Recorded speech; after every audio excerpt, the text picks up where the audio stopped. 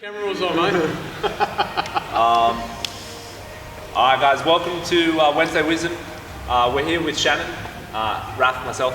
We're just going to basically interview Shannon, just podcast style, so we're just going to get into it. So Shannon, welcome. Do you want to introduce yourself and tell us a little bit my about name's yourself? Shannon Brenton. I'm a clinical nutritionist, naturopath. I've worked clinically for the last 14 years. I formulate for general health and sport nutrition industries. Busy boy, got lots going on, specialise in human performance and chronic disease. And love my work, treat sort of 250, 300 people a month and continue to do that for 14 years. Shit. So yeah, I love it. It's a lot of people. How do you do that? Emotionally it's draining. Yeah, but no, it's good. I've got a real flair just for average people. I work with a lot of high-end performance people as well, which is fun, but I've got a real passion for seeing everyday people, particularly women for them, a bit of a female advocate, but just a big fan of seeing general people do well. Yeah, okay. And lead happier lives and have better quality of life. Do you run that through because from a programming perspective, when I program for people, obviously to run a lot of programs is hard. So do you just have a template? So you'd be like, oh, women of this gender and age, or never have templates. So everyone's individual. Everything's individualised. And just run it through a system. So basically, people will come in. I'll identify what's wrong with them. I do a full system review, depending on what they're complaining of. And then based upon that system review, I work out optimal treatment. Sometimes it's movement, sometimes it's not. Sometimes it's taking people off movement. It just depends on what they've brought in with. And I guess that straight away brings a very valid point. It doesn't really matter what people come in with. The reality is what they've been doing up until that point hadn't worked. Right. So even if I had someone who said, hey, I'm cracking out CrossFit 6 days a week, I'd make them stop. Because my job is maintaining and reiterating homeostasis, or putting the body back into that balanced state where it functions well. Too many people get caught up in existing rather than living with real quality of life. It's always the opposite of however they come in. Yeah. Always. Right. So when you say people come to with problems, is this health problems, body composition problems? So basically I have two different fragments. So the human performance component, people like yourselves, want to increase lean mass, want to be faster, fitter, stronger, more powerful, want to recover better after exercise. Explain. And then I get the other people that come in who have got issues, so autoimmunity like scleroderma, lupus, Hashimoto's, multiple sclerosis, rheumatoid arthritis, things like this, who are obviously wanting to rehabilitate from a condition. And generally, once they start to minimise their pain and increase their mobility and get rid of their migraines or whatever it might be, we can start looking at moving forward from there. I treat a lot of women. Of that kind of 250, I'd probably say 230 or 240 of them are women. Oh, really? Except for athletes. I work with mostly male athletes, but I work with a lot of women. So a lot of female reproductive complaints as well, a lot of infertility and endometriosis and polycystic ovarian syndrome and related diabetic states and inflammatory issues. And it's fun. I often won't treat the same thing twice in a day, which for a brain like mine that likes to not get bogged down on the one case, it's good, and it's what's kept me going basically all these years. Yeah. We do have a lot of women doing our challenge. We also have a lot of women in our gym, but a lot of them, from what we know, they don't have the diseases and the illnesses that you talked about. So I guess they're more looking for sort of how to increase their performance, I'd say, and probably improve their body composition. So that's kind of how we can help them achieve that, because I'd say that's most of their goals that are in mind. I guess we could basically just start with you've dabbled a little bit in CrossFit, I suppose. You've seen a little bit of it. So what's the good and the bad that you see? Look, the thing I love about CrossFit is I love the fact it's got chicks lifting. That's the part I love. So I love the fact we sit here right now talking about the needs of women. It's got women, snatching, cleaning, benching, squatting, overhead squat, front squat, stuff that most chicks just haven't done. And the reality is, and I don't want to sound nasty here, but it is a reality. Women are generally in occupations that don't require them to keep their body under some level of progressive load. Most of the time, it's men that lay driveways and build walls and rebuild car engines. And women, and I'm no separate because I sit in the clinic all day, but those of us that don't use our bodies in our careers must use our body outside of it. So the thing I love about CrossFit is it's become this cool, trendy thing. I'm pretty sure 2013, 2014, it was the largest growing movement in the world, which says a lot, you know what I mean? So people love it, they love the community spirit, they get caught up in the fact that you do it with each other, for each other. I love the team aspect of CrossFit, the fact that, you know, like I was down to regionals this year and the bloke that comes first, the bloke that comes 40 is no different, you know what I mean? They're cheering each other. Exactly right, you know, and that's what sport should be. So, now what I love about CrossFit is the most definitely the fact it's got chicks lifting, it's got men looking at all facets of conditioning. You haven't got people like me that get caught up in bodybuilding protocols and they've got fuck all cardio, you know, and you don't just get the runners that run all day and don't lift. So I think that, you know, what separates an exceptional CrossFit box from not is generally the programming and the level of conditioning and mobility that's worked into a person's week. That leads into my negatives personally for CrossFit is they tend to overtrain or overreach, you know, where it just comes out of poor programming, not necessarily the fact that, you know, the activity's wrong, but, you know, you've got to be able to read your clients. Clients need to understand clients. Like I say to clients, you know, don't blame your trainer necessarily. If your body's been giving you signs of imbalance now through, you know, pain and inflammation and headaches and, you know, menstrual irregularities or whatever, that's the time to start and ask the question, you know, like what's going on. So I'm a big advocate of constantly seeking balance. Bodies tell us when they are in or out of a state of balance, and people have to take responsibility for the fact that what they're doing at that time isn't creating balance. So CrossFit's never to blame or whatnot. It's the fact that sometimes the program is wrong and sometimes people are just pushing too hard. People have got this mindset in Western culture that, you know, more is better. You know what I mean? Train harder, not smarter. Yeah, and everyone's looking for instant gratification. People don't want, you know, the long road. They're not interested in, you know, training 6 years to look shit hot. They want to get on the gear now and look good yesterday, you know? So that's just a little bit, I think, of the challenges that we face, you know, in the health industry. Me as a practitioner and you guys as trainers is about knowing when to pull people up on their own progression and actually advance them at a slow progressive rate that's going to give them longevity.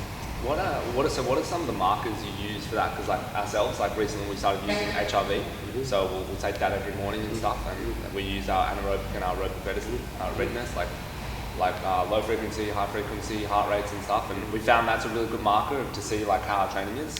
We don't do our own programming, so like we have an external coach who takes care of that, and like he's reputable, so we trust that when we reach sort of like an overtraining state or an overreaching state, it's intended, and that if we're pushing it too hard, like we'll let him know and he'll pull us back and all that sort of stuff. But like, what are some of the other things you use? Like, do you use blood tests? Yeah, look, all those analytics are important, and heart rate variability is one of those. Certainly, bloods are a good outcome. So, looking for inflammatory markers like C-reactive proteins and creatine kinases and such things that are good signs of degradation of tissue. But you've got to understand those things happen at that overreaching point. So obviously the aim is to not to get there, you know. Yeah. So you guys are clever in doing some testing, but you know you guys are at the end of the day, unfortunately, the minority. For me, I go for non-analytical measures, which is what your body's telling you. You know, it's the language of the human body. Yeah. You get to a point where you're waking in the morning feeling like shit, you've got headaches, you don't want to eat until lunchtime, you're relying on coffee or pre-workouts before you train because you just can't stand the thought of existing without them. You know what I mean? This kind of stuff. For women, all the premenstrual symptoms, you know, sore tits, big tits, low backache, irritability, sadness, these sorts of things are once again a sign. I'll ask those women immediately, you know, like, what do you do when you deal with these symptoms? Do you still go and train? And all the time the answer is yes. And so that brings me to a component that I'm pretty sure I pioneered, but I'm writing a book at the moment called You're Fat, It's Not Your Fault. And one of my chapters in there is actually called Stop Exercise. And that's a little bit of a piss take towards the industry, which constantly tries to push people to go harder and harder and harder and harder and harder. But I look at exercise two ways. Exercise is either something that we do to add to our life that progresses us and makes it better, or it's a process of self-shaming. So a lot of these, particularly women, will shame themselves through exercise. So despite the fact they're doing the same exercises, the intention behind it is I'm fat, I need to lose weight, I ate a brownie earlier, I need to burn those calories off.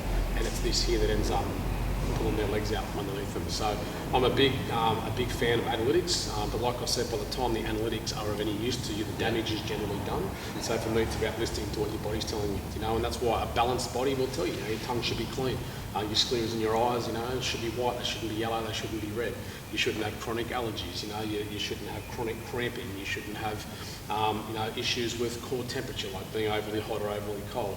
Your emotions should generally balance. There shouldn't be a whole bunch of depression, or on the other end, the rage, the sadness, the teariness, etc. So generally, if people were to, get up and say to themselves, how do I feel, and were honest with themselves, they would generally know whether or not they're doing things and moving in a direction they're kind of pushing them towards the fruition of an outcome, or whether they're doing things that are actually holding them back from that very same thing. Yeah. Yeah, so when you're talking about, like, in your book about, like, stop exercising, do you prefer people, like, completely separate their exercise from their eating?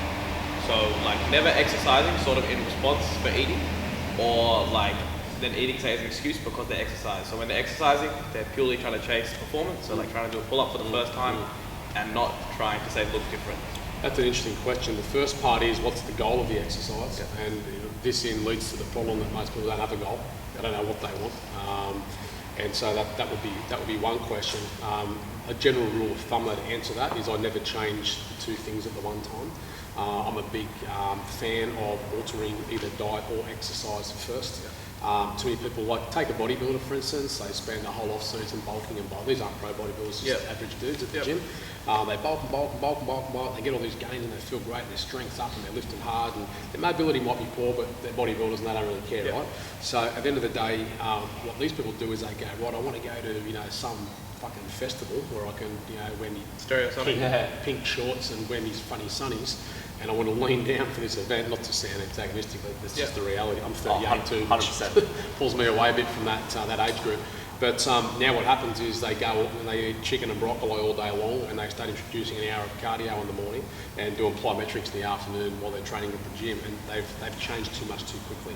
So now what happens is we get an alteration in energy expenditure, energy intake, and hormonal modification that will probably have a rip for stereo, exactly right, but the problem here is we've just got an enormous catabolism of all this new lean tissue they've accumulated over time, and it's sort of in vain. So fortunately they've got good muscle memory after it and they can try to get some of that back on, but people don't work to a plan, they don't strategise enough. It's very emotive at the time. I want to bulk because I feel too fucking skinny, and then I want to strip because stereo's up coming in 6 weeks.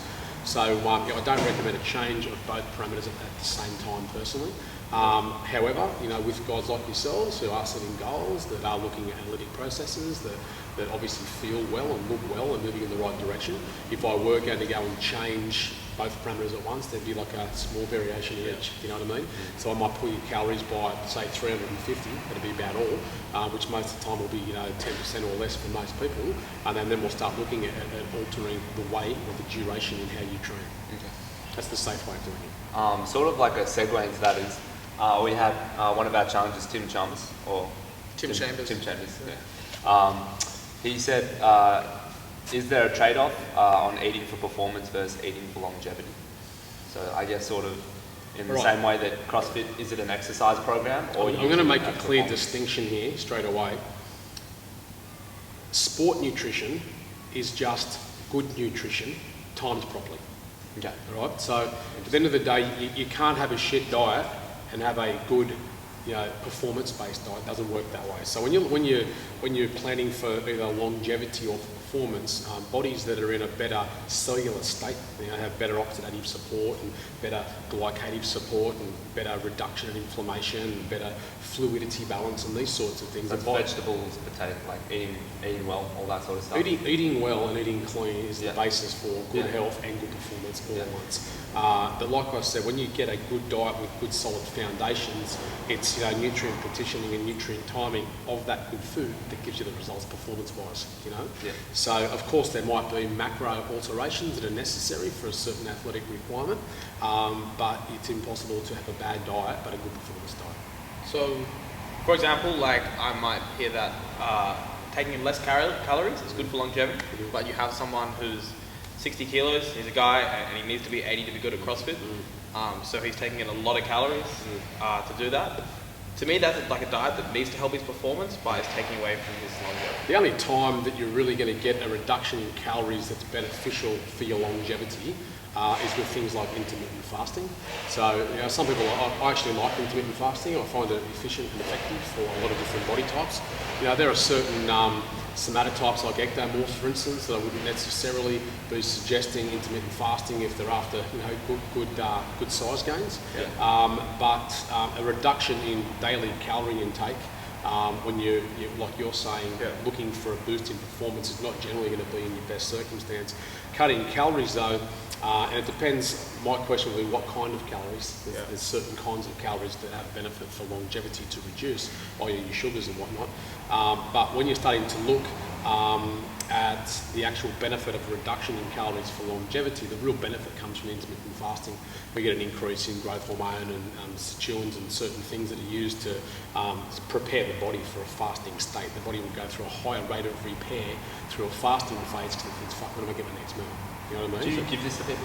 Sometimes, sometimes. Is that like a daily thing? Daily, or like a sometimes, day on, day off? Generally a day, like a day a week, sometimes 2 days a week. Okay. Depends on the person. And once again, even as a clinical practitioner, it's about not remaining arrogant to the point where you think you know it all. Yes. Because the fact is, there's a handful of bodies in this room right now, and I can put together a diet with, a good level of educated guesswork that 95% of the time will work really well, but there's also that 5% of the time where I've got to be on it straight away. And if the person feels worse, if the person performs worse, if there's holes that I have to fill, you've got to jump onto that really quickly. So I don't believe that there's a perfect diet for any one person. I don't believe there's a perfect caloric intake for any one person either. It's very much dependent upon somatotype, stress levels, endocrine system, all different sorts of things, and different people just respond differently, fortunately.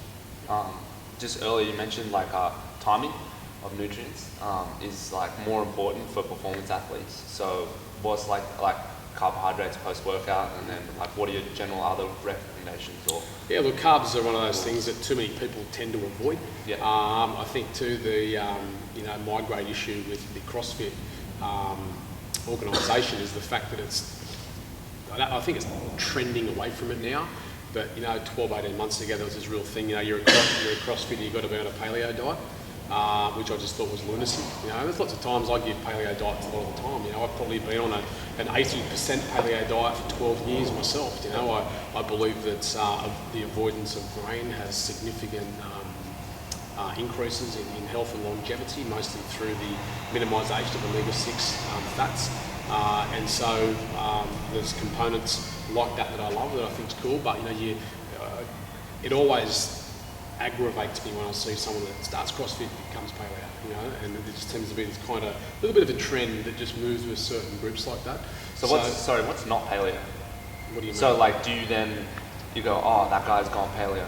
What an idiot! He should still not have. Not necessarily what an idiot. It comes into how he feels. Okay. You know what I mean? Yeah. So I've got plenty of people that I treat, CrossFitters and non-CrossFitters, who have gone paleo and just have the most remarkable health benefits. Sure. Clearer skin, more energy, reduction in LDL cholesterol, increase in HDL cholesterol, reduction in inflammatory markers, all different sorts of things. I do bioimpedance testing and live blood analysis and things as well, and have seen significant improvement through paleo diets. But all I'm trying to say is that the paleo diet doesn't suit everyone, and so there's certain people that will do really well on it that will kill it, and there's others that need a different fit. It's like vegetarianism. I went vegetarian for 14 months once, lost 9 kilos, did me no good at all, felt like shit, and just had to be okay with the fact that I eat meat. It's vegetarian. Just the way it is, And once again, I treat lots of vegans and lots of vegos, and if you look good, if you feel good, if it's working for you, if your composition's great, if your bloods are good, if everything's clean and working the way you want it to, that's the answer.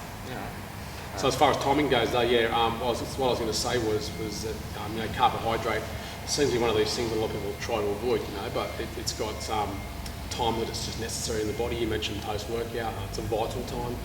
If you don't replenish, muscle, is good. But we're going again. So you mentioned that you're 80-20, 80 paleo, 20 not. What is the 20 that's I thought it was 20 paleo, 80 not. No, 80 on, 20 80 on, off. 20 off. Basically, the 20 is called convenience and lifestyle. That's all.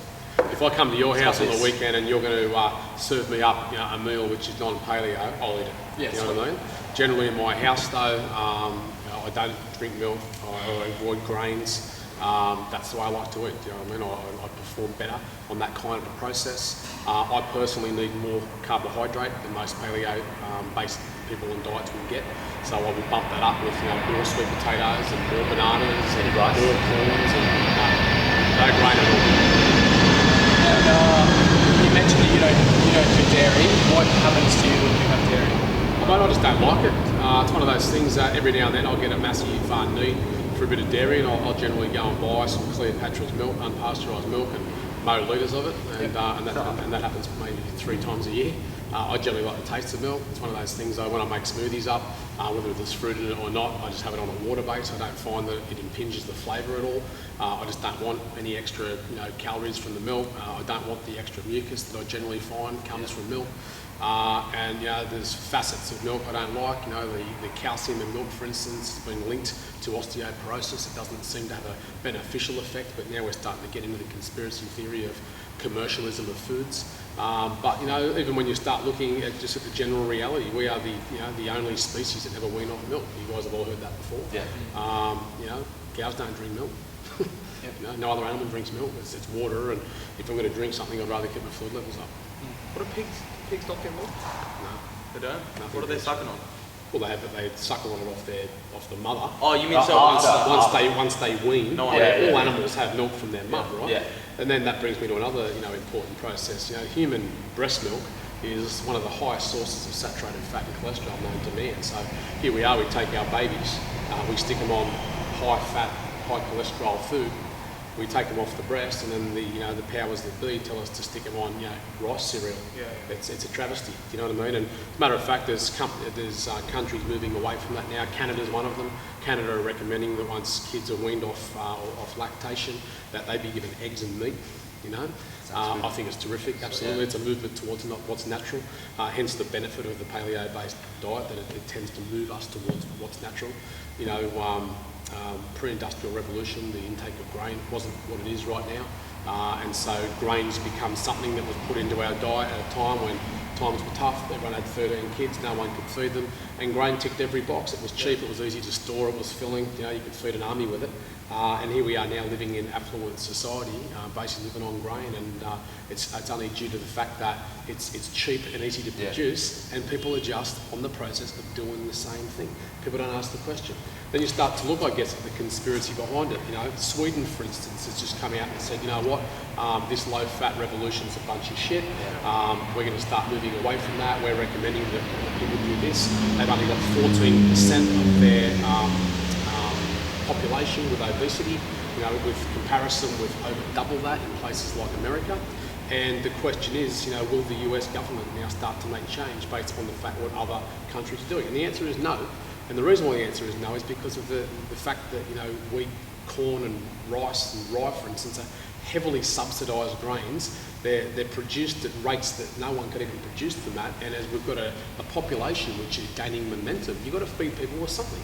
If everyone went on a paleo diet, we'd all starve to death. Yep. Simple as that. So this is why you'll never find Australian standards, American standards or whatever changing, despite the fact that you've got people like Pete Evans now running around the country doing his paleo thing, and all these people are saying, hey, since I've done this, I feel this way. And like I said, I'm a realist. I'm about trying to give people things that they can do long term. Like I said, if I come to your joint for a barbie, I like the bread roll. It's neither here nor there to me. But I just Not at his party, but... Not at his party, yeah. I don't know. Yeah, no, for your party. Exactly. Come to this party. It's not much of a party. Yeah. It'd probably be here as well. Plenty of coconut water. Yeah. But you get my drift. You've got to live a little bit. I've got 3 very young children. I don't want my daughters, particularly growing up with issues around food.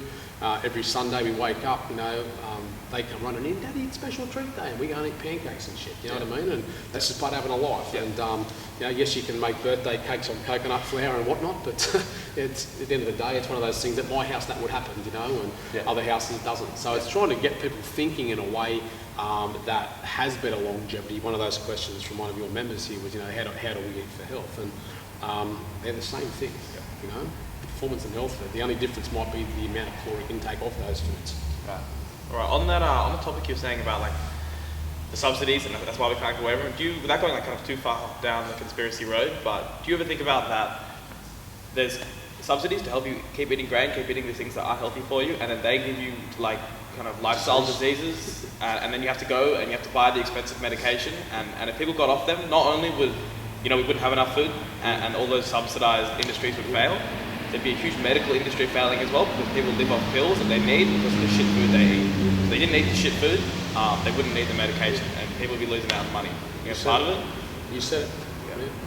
For me, I'm happy to look down the barrel of any camera and say that, it's bullshit what happens in our country and every other country. And unfortunately, pharmaceuticals have all the power. They're in the back pocket of the federal government.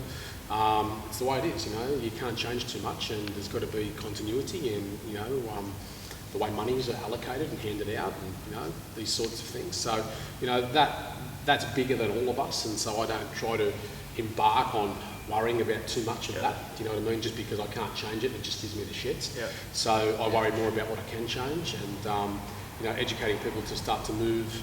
Even little things like tin foods. Like the human body is exposed to 2,000 new toxins every year.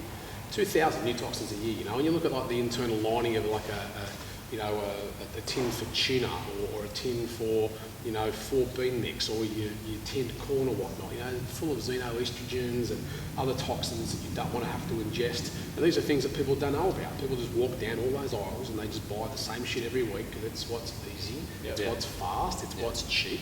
And we've all heard the scenario before that you really should just fluff around the outer aisles of the supermarket, and you avoid those ones in the middle. That's where all the damage happens. But there's industry in commercial food production, and everything's about extending shelf life. Everything's about making food better to taste. Everything's about increasing mouthfeel. Everything's about making it more profitable for companies that make food. So if people don't start asking the question, what am I putting into my body, the question will never be asked. And this will keep getting worse, and people like my poor children are the ones that have to wear the brunt of the long-term effect. So there is no two way about it, though, that the way we eat causes disease, and the disease makes people profit. That's reality. It's the same thing with weight loss. They'll have you believe that weight is an energy imbalance. They will tell you that that's 100% wholly and solely what it is. You'll go back to Weight Watchers or any of these places for the 5th time, and they profit off your fuck up every single time. I think the average person on these things loses about a kilo over the process of their time there. And of course, they just push it back on you. You haven't been counting your calories properly, or haven't been exercising enough. Yeah. And people are made to feel less than happy with themselves and their efforts, and we just constantly shame people and make them feel more guilty. And then of course that blows out the amount of cravings for sugar and such things. Sure. You can understand, when people are feeling low, they'll always crave sugar, they'll always crave carbohydrate. Carbohydrate increases tryptophan production in the human body. Tryptophan converts to serotonin. So people who are depressed eat carbs. Yep. It's self-medication. Yeah. You know what I mean? So by not lifting people up, making people feel informed, educated, included in their own body, how it works, how it functions, etc., you keep them low. But when people are low, they're malleable. Yeah. That's how it works. And yes, it sells drugs. Not what I'm here to talk about, but you get it up. Yep. No, it's interesting. We were talking about that earlier, about emotional eating and kind of how it's all hormonal, and how you can understand the response. And I guess what is the best way that you would say to, obviously people have life and shit happens, like I know you lose your job or you break up with someone, and you get that craving for shit food. Like what would you do in that situation? Like what's your best advice? Like how do you get around that? The problem with a lot of people is the way they cope with stress. So, we're all stressed, like bodies are stressed right now, environmentally and hormonally. Whether we go and lift, and everyone thinks lifting is great, but lifting causes stress. You know what I mean? And so our bodies are always on the low, and so it's not about trying to say, look, you're just too stressed, you've got to not be stressed, because it's completely irrespective. It's stressing you out even more. Exactly right, of the reality of being a person. But when you start talking about how to factor this in, I'll take a step back. I don't know if you guys have found this, but certainly in my job, I've done my job for a long time, as we've said, and I found that about 6 or 7 years ago, the world seemed to change for me. People that I was treating previously would come in, there was very specific algorithms and equations I would use to get results for whatever I was addressing. And I think about 6 or so years ago, I just became really aware that people were broken on new levels. It wasn't all about the physical self anymore. Just so much repressive stuff, you know, attitudinal stuff, belief stuff. Everyone's stories and thought processes are completely out of order. And I had to change the way I address people as a practitioner, quite simply. And so, due to the fact that things feel, and I talk about feeling a lot because when you see the amount of people, like I've treated over 43,000 people now, do you know what I mean, one-on-one. And when you've got that kind of exposure to, when you've got exposure to that kind of people, it gives you experience in other ways, and you kind of just get a feel for things. I can't explain it, but I'll just chuck it out there as strange as it sounds. But the chief way that I tell people to really deal with those stresses is just to take some me time, some quiet time. People generally aren't quiet. You know what I mean? Everything's like, you get up in the morning and there's kids and you go to work and you work and you work and you check your account and balance and you worry and then you come to CrossFit and you smash yourself and you go home and you're overstimulated and then you get on Facebook and, you know, and all that happens and you transfer money between accounts. Then you put your head on the pillow and you wonder why you can't sleep. Do you know what I mean? And this is a continual thing. And I find that, you know, I don't like to use the word mindfulness because I think it's become a bit of a wanky term these days, but it is really about just giving people that time to be still, to just sit in their own space, to just observe the world around them, to start to, you know, process their thoughts, their feelings, to start to really connect with who they are and where they're going. You've got no idea how many people I say, you know, what do you want in life? What are you going to do this year? Same as last year. Yeah. You know, I think, fuck, what a way to lead your life. Like, you serious? Yeah. So, you know, I think that it's in that stillness, it's in those moments where people are forced to critically critique themselves, to stop and to have a good look at themselves and ask that question, who am I? Yeah. Where am I going? What do I want? How's it going to feel when I get there? Because a lot of the time these people that want to lose weight, I just take women as an example, they say, I want to lose weight. And I say to them, so tell me how you're going to feel when you lose weight. And they can't tell me. What's it going to be like to be in a size 10? They go, oh, fuck, I don't know. How do you handle compliments? I'm not very good with compliments. So what do you do at the party you go to when everyone wants to talk about your fat loss, your fat loss, your fat loss, your fat loss, your fat loss, your fat loss? How are you going to cope with that? Oh, fuck, I haven't thought about that. You know what I mean? So this is why people tend to do this a lot, you know? So what I say to people, you've really got to try to reinvigorate your senses of what that feeling will be at the outcome. Because if I say to a particularly a woman, like, how do you want to feel? And she goes, I just want to feel confident. And I'll say, so what you want is confidence. Yeah. You don't really want fat loss, you want confidence. Yeah. You know what I mean? They think it'll come with the fat loss, but it never does. Yeah. So once again, that stillness, that bringing it back to, you know, just some basic time.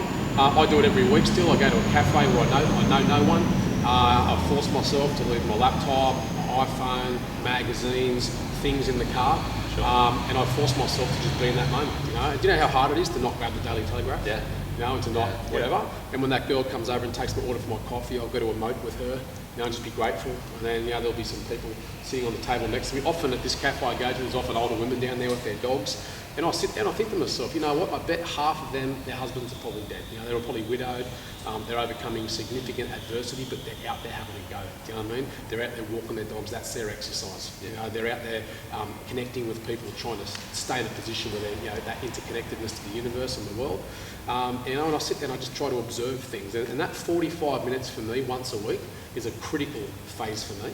Because my reality is I've got 3 businesses, I've got 3 young children under the age of 5. I'm busy, you know, and I've got a lot going on. So I'm just pulled from pillar to post, working 6 days a week. And it's that 45 minutes for me as a stressed person that just allows me to self-regulate. And when I say to people when they come into the clinic, once again, particularly women, and they're feeling all this and they're feeling all that, and I say to them, here's your homework. I want you to take 20 minutes every day just to do something that brings you pleasure. And they go, what do you mean? How the fuck do I know what brings you pleasure? Anything. Yeah. Watch Seinfeld reruns, have a laugh, go for a wander, lay on the towel in the sun in your backyard, do a crossword, you know, meet up with a friend for some banana bread. Don't even make it about food, you know what I mean? Yeah. Just go and do something that makes you feel good. And it's funny that when they come back after a couple of weeks, it's almost this reset. And I say to these people, now I can work with you. No, that's where things really start to move for me. Yeah. And that's what I know I've sort of pioneered in my work. A lot of it is really too much about do more, when a lot of the time it's actually going to take that step back, you know, and even like little things, you know, like with, You know, like if this was my box, for instance, I'd have people meditating after they train. I do creative visualizations for 10 minutes after big sessions. I've just come from the Rabbitohs, as you know. I just was talking to the boys down there. I'm helping them with some performance-based stuff, and I was excited to hear from Troy Thompson, the human performance coach, that they now meditate, 3-4 days a week. And when I got there, they'd just done a full meditation. So you're looking at the superstars of our sport that are on the floor meditating. And Troy said that now... You sure they just didn't get hit with a tackle? Or well, now some of the boys are actually using meditation as, their pre-football thing. Do you know what I mean? So this is what big teams do. This is what sports do. This is what people are doing out there, because everyone's looking for that next edge.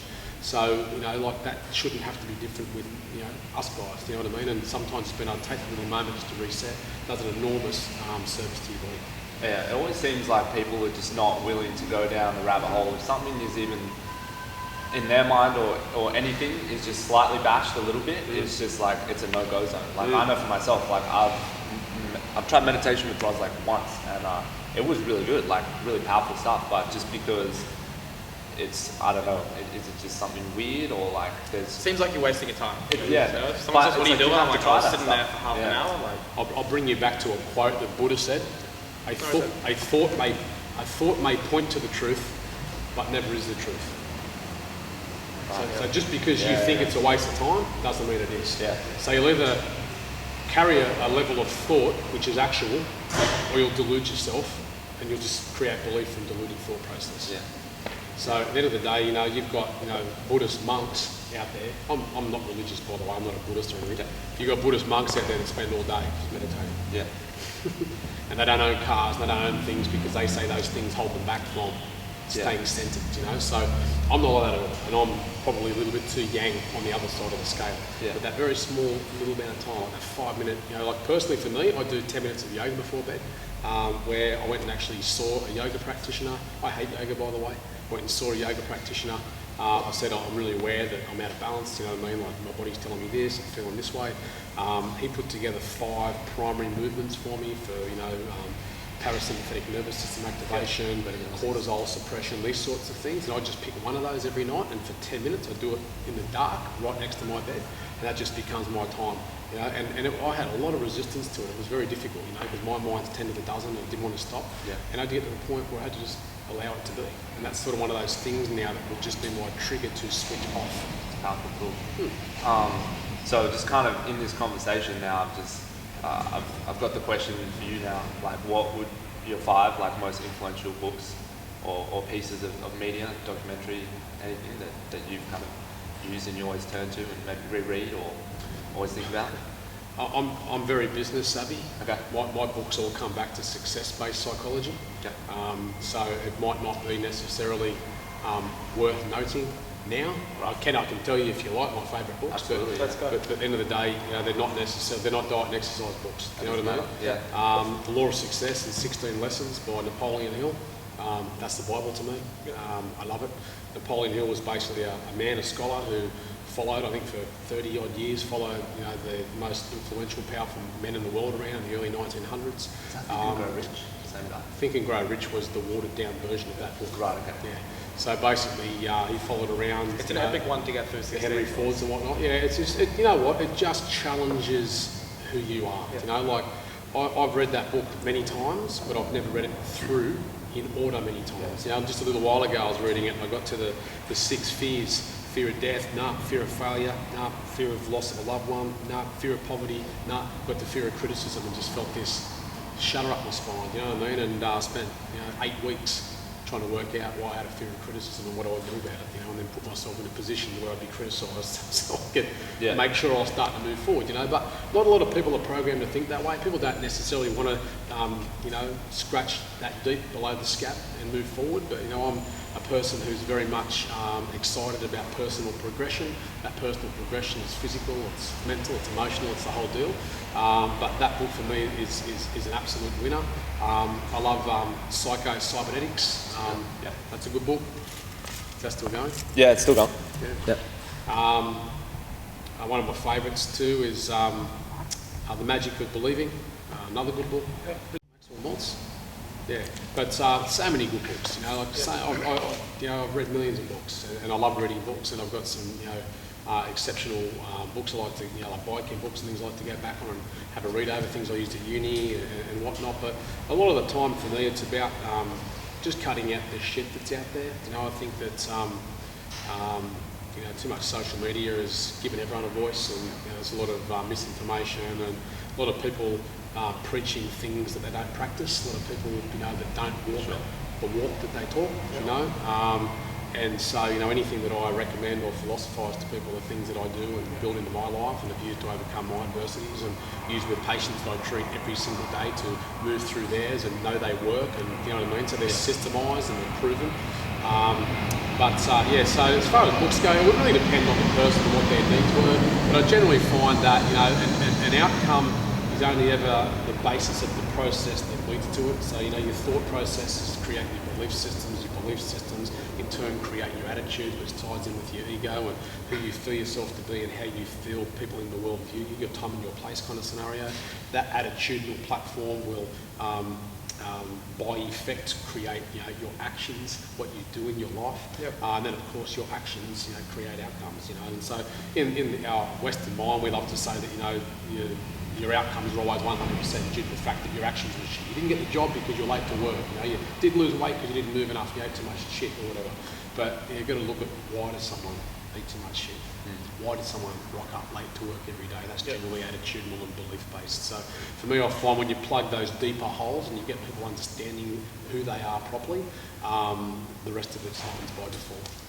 Yeah, sweet. That's awesome. Should we? Is there anything else? We'll keep you all day. Well, if someone's watching at home and they're CrossFitter, they're coming, they're doing the nutrition challenge, what's like one thing that they can go home and do today that's going to make an impact? Ooh, the biggest one. That's a big question. Just one thing. Top 3. It's up to you. One thing. First thing, establish a goal and write it down. So it's really important that someone knows why they're coming here. Someone might be coming here because they just dig it, they think it's the best thing. They've got an increase in self-confidence, their body's doing great things, and then their mate might come along because his mate said it was a good thing. You know what I mean? It might not have really any drive or ambition. So for me, it's establishing the why. Why do I do what I do? What am I here to achieve? What's it going to look and feel like at the end? That's the first thing. Second thing I would say is make sure people are getting advice from the right people. So you boys are obviously very switched on. You've got a good crew of people here. If I want big shoulders, I walk into a gym and I find the guys with the biggest fucking shoulders. I ask them what he does for his shoulders. Do you know what I mean? So it's about making sure you're working with people who are doing for themselves or do regularly for others what it is you want to achieve. So get your goal right and get the right leadership is the most important thing. And then obviously consistency, stick with it. CrossFit is without doubt for me the hardest of pretty much most exercise protocols in the world. It's meant to be that way. If you're not wanting to spew after every session, you haven't challenged yourself enough. It will always show someone's major limitation. The limitation is to be rejoiced. So that would be probably my third primary motivator, would be find what you're shit at and get excited about it. Sweet. All right, just while we wrap up, is there anything that people want to find you, like go to your website? My website's shannonbrenton.com. I've also got another website, askshannon.com.au, where people will send in questions and I shoot vids answering them. At the end of the day though, I'm sort of moving away from a lot of that now. Okay. If people have got questions they need answered, we'll just fill this room with people and answer the questions. Yeah. More about getting on the street now. But happy to help. Shannon at shannonbrenton.com is my email. Not many people hand their emails out. I'm happy to help. So I'm generally a person that's here because I love helping people. That's my passion. That's what I'm here to do. At the end of the day, congratulations to you guys too, because this is the first CrossFit box I've been to where people have sat down in their lunch break and actually got someone like me to come in here and add to people's lives. So, we'd love to do it again. We appreciate it. Thanks, Shane. Please do. Awesome. Sweet. All right. That's good. That was awesome. That was way better. Thanks very much for your time. I might not even know I was doing that.